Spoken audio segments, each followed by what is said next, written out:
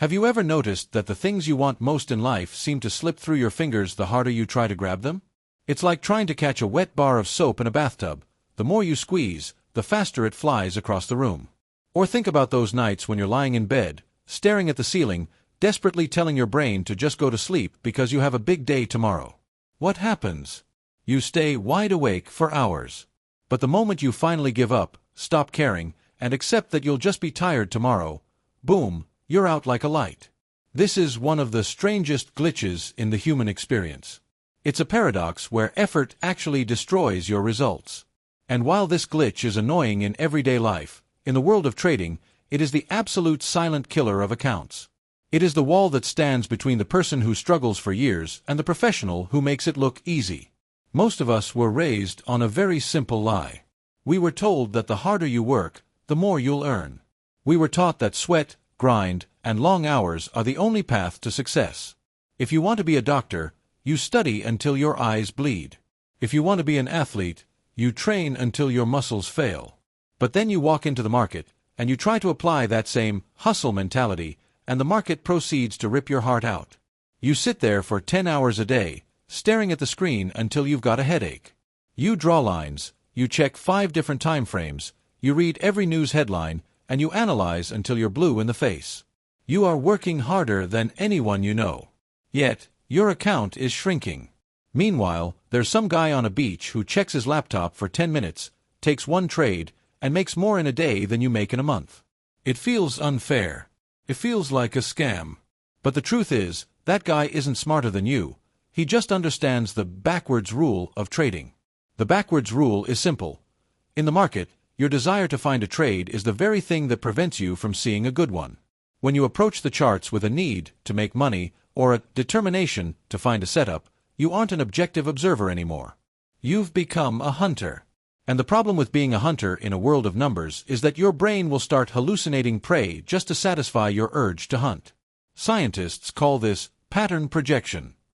Your brain is a survival machine. It hates the idea of you sitting there for an hour and accomplishing nothing. It feels like a waste of energy. So, to help you, your brain starts connecting random dots. It takes messy, noisy price action and starts whispering in your ear, "Hey, look, that kind of looks like a head and shoulders pattern if you ignore that one candle." Or, "Look at that rejection, it's definitely going up." You aren't seeing what the market is doing, you're seeing what you want it to do. You are literally talking yourself into a losing trade because you're trying too hard to be a productive trader. Think about how you recognize a friend in a crowded airport. Do you stand there with a checklist, measuring the distance between their eyes or analyzing the curvature of their jawline? No. You just scan the crowd, and suddenly, your brain goes, click. You recognize them instantly. It's effortless. You don't have to try to see them, they just stand out. This is exactly how a professional trader looks at a chart. They aren't analyzing, they are recognizing. They have a specific vibe they are looking for, a very specific set of conditions that they've seen 1,000 times. When they flip through their charts, they aren't asking, "Could this be a trade?" They are waiting for a chart to jump out and grab them.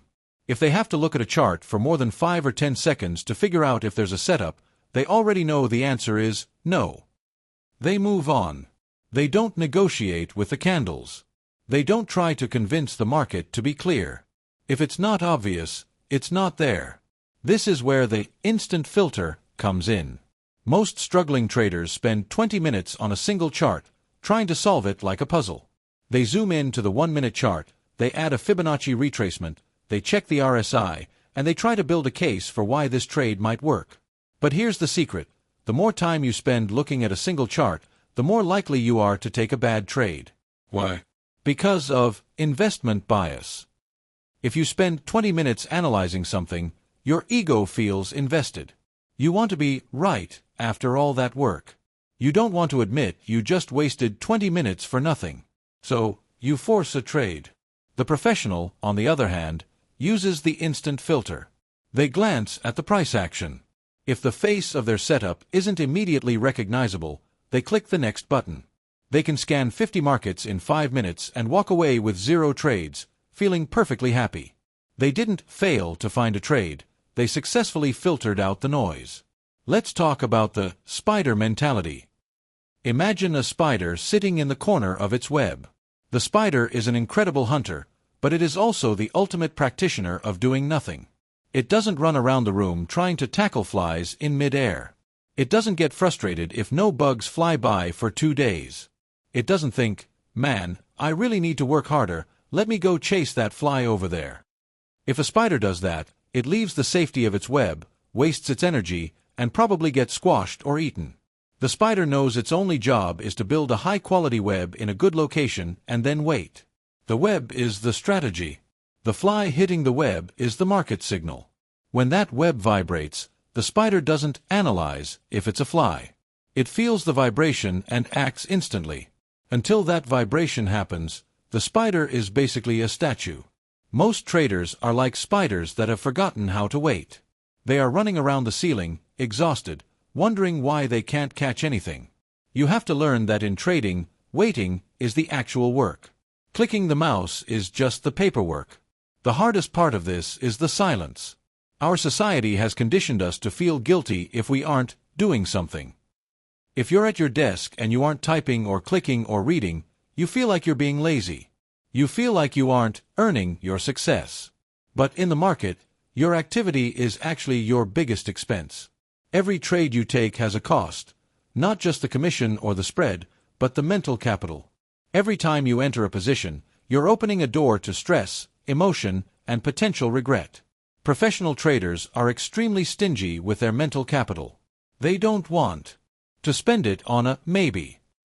They only want to spend it on a definitely. They understand that their job isn't to trade. Their job is to protect their account until the easiest money possible shows up.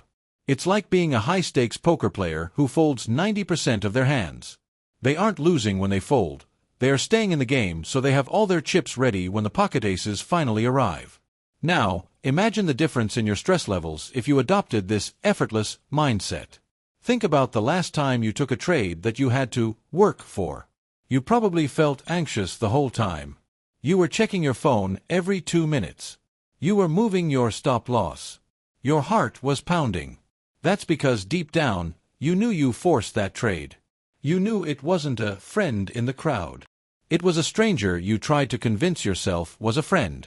Now, think about the trades that actually worked out well for you. Usually, they were the ones where you opened the chart and said, "Oh wow, look at that. That's perfect." You didn't have to think. You didn't have to hesitate. You just entered, and the market immediately went in your direction. That is the flow state. The goal of a professional is to only take those trades.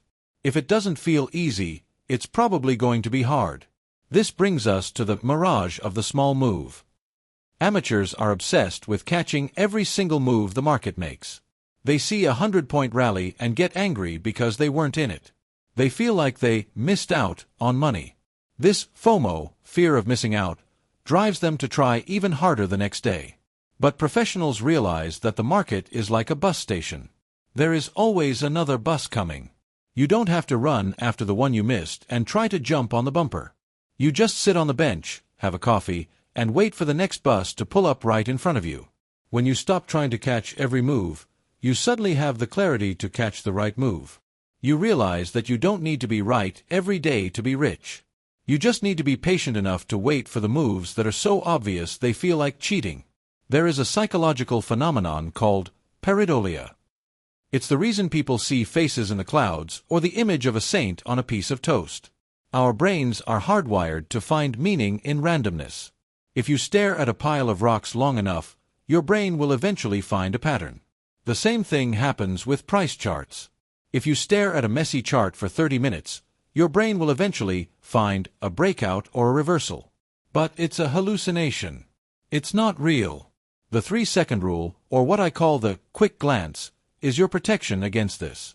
If you can't see the face of your setup in a quick glance, it means the market is currently in a state of randomness. And you cannot make money from randomness. You can only make money from order. Your job is to wait for the chaos to settle into a shape you recognize. Let's talk about the identity shift you need to make. Most people start trading because they want to be the great analyst. They want to be the person who predicts the future. They want to be the expert who knows what the Fed is going to do and where the dollar is going. This identity requires massive effort. You have to read thousands of pages of reports, follow 100 Twitter accounts, and constantly update your theories. It's exhausting and, frankly, it usually doesn't work. The professional trader has a much humbler identity. They don't think of themselves as an analyst or a predictor. They think of themselves as a filter. They are like a gold miner sitting by a river with a sieve. They don't try to predict where the gold is. They don't try to analyze the water. They just pour the dirt into the sieve and shake it. Most of what they find is just dirt and rocks. They throw it back without a second thought. They aren't mad at the dirt. They aren't trying to turn the rocks into gold. They just keep shaking the sieve until a gold nugget appears. When it does, they pick it up. Trading is just sifting for gold. Most of the market action is dirt. Your job is to be okay with throwing it away. This is why boredom is actually the highest level of trading. When you first start, trading is exciting. It's like a movie. Every tick of the price feels like an adrenaline shot. But excitement is the enemy of profit. Excitement leads to effort, and effort leads to mistakes. If your trading feels like a high-speed car chase, you're doing it wrong. Professional trading should feel like watching paint dry. You sit there, you scan your charts, you say, no, no, no, no, 50 times, and then maybe you see something. You click a button. You set your target. You go make a sandwich. There's no drama. There's no grind. It's just a process. The reason amateurs can't do this is because they are addicted to the effort-reward loop. They think that if they aren't feeling stressed, they aren't working hard enough. You have to break that addiction. You have to learn to be proud of your boredom. Another huge trap is the comparison trap. You see people on social media posting about their 10 trade win streaks, or how they made a 500% return in a week.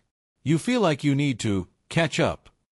You feel like you need to try harder to match their results. But you don't see the reality behind those posts. Usually, those people are hunters. They are forcing trades, taking massive risks, and eventually, they will blow up their accounts because their effort-based style is unsustainable. True professional trading is about longevity. It's about being able to do this for 20, 30, or 40 years. You can't survive for 40 years if you're constantly redlining your brain and forcing trades. You survive by being the person who only takes the easy wins. You survive by being the person who is happy to do nothing for 3 days if the market is being messy. Think about a professional surfer.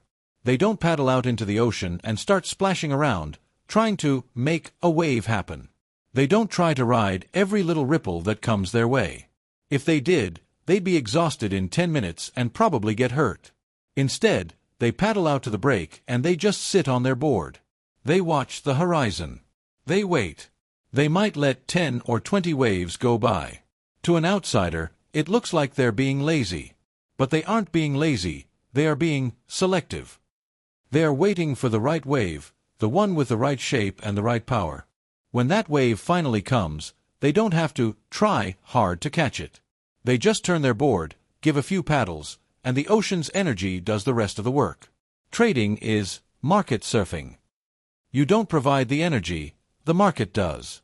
You just have to be patient enough to wait for the wave that is big enough and clear enough to carry you.